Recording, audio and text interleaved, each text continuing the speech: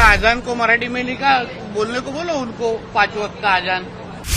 उनके अगर पुराने ट्वीट आप निकाल के देखेंगे तो तबलीगी जमात के इज्तिमा जो हो रहे थे उसका वेलकम कर रहे थे वो तो।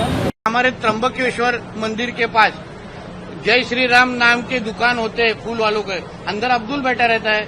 इतना पब्लिक के इश्यूज हैं उस पर बात ही नहीं कर रहे। ये जो जिम्मेदारियां उनकी है गवर्नेंस से, उससे बचने के लिए ये सब डाइवर्जरी टैक्टिक्स है। पाठशाला काय को जरूरत है, मदरसा में मराठी चालू करो ना, सबसे आसान है।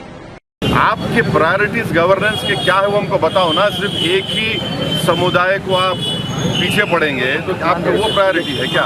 महाराष्ट्र में मदरसों में मराठी को लेकर छिड़े विवाद में अब एआईएम नेता असदुद्दीन ओवैसी भी कूद पड़े हैं। उन्होंने बीजेपी विधायक नीतीश राणे को आड़े हाथों लिया है।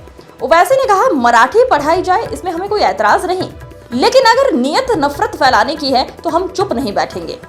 उन्होंने नीतीश राणे को सीधे निशाने पर लेते हुए पूछा कि आपने तबलीगी जमात पर की गई गलत बयानी को कभी सुधारा? ओवैसी ने आगे कहा कि मदरसों को टारगेट करना बीजेपी की पुरानी आदत है।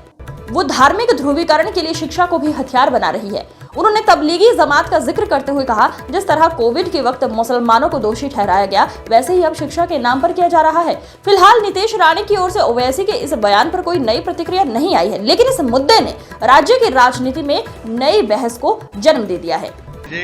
हम लोग बोलने के बाद करने की क्या जरूरत है, पहले से करो ना। मैंने जैसे बोला आजान को मराठी में लिखा, बोलने को बोलो उनको 5 वक्त का आजान।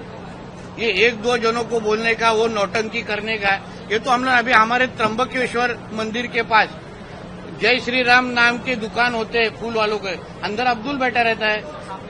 तो कुछ नया चीज नहीं है ये। हम लोग को, हम सब ये जो कि नौटंकी है ना, हम अच्छी तरह से पहचानते हैं। आज मेरा में मराठी चालू करो ना, सबसे आसान है। अलग पाठशाला करने की जरूरत ही नहीं है। महाराष्ट्र में बहुत मदरसा है, वहाँ उर्दू के बजाय आप मराठी शुरू करो ना उधर, आपका मेहनत कम हो जाएगा। काय को है आपके से मीडिया में आने के लिए नौटंकी करने की जरूरत है? आपके मुल्ले मौलवी को बोलो अच्छी तरह से मदरसा में सिखाओ। उधर हम लोग को भी समझ जाएगा ना कि मदरसा सच्ची में पढ़ाई के लिए, वरना पुकड़ में गन बिन तो मिलते हैं उधर सब।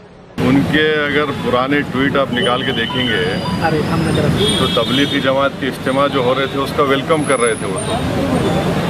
उनका निकाल के देखो आप।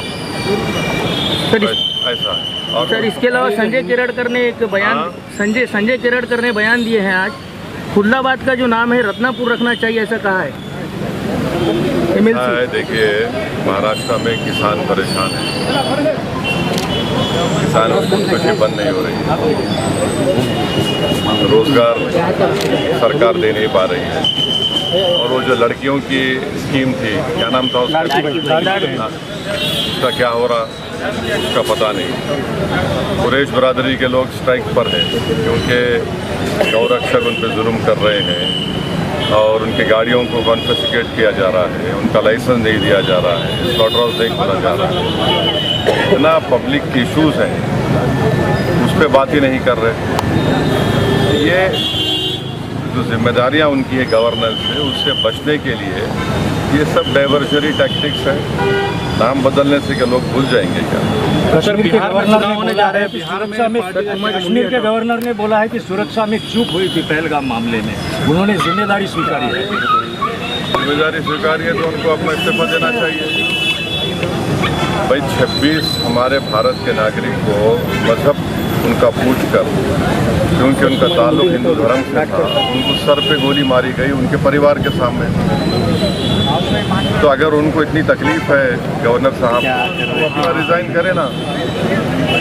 महाराष्ट्र के असेंबली में परसों एक बहस हुई, उसमें ये बताया गया कि जो मस्जिद या मंदिरों के ऊपर साउंड सिस्टम लगी होती है या जहाँ पे साउंड डेसिबिलिटी की जो लिमिट है, उसमें जब एक स्टडी के आधार पर कहा गया है कि उसमें एम्बियंस जो है वो ज़्यादा आता है, इसीलिए जो मेन साउंड है उसका साउंड ज़्यादा दिखाता है। जो आए दिन एक समुदाय के खिलाफ बोला जाता है, नहीं उसमें उन्होंने बोला है कि सुनो, अरे तो सवाल हो गया ना, वो एम्बियंस को खराब नहीं करता।